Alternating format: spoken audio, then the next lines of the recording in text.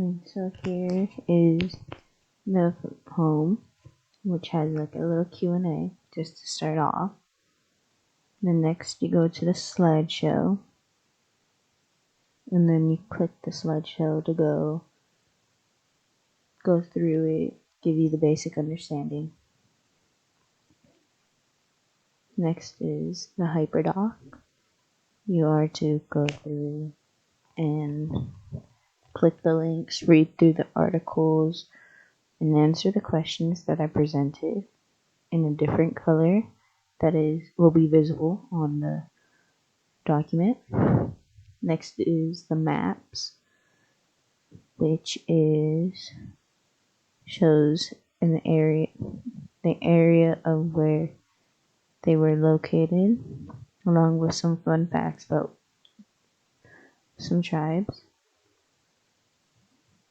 Next, here are some YouTube videos for fun.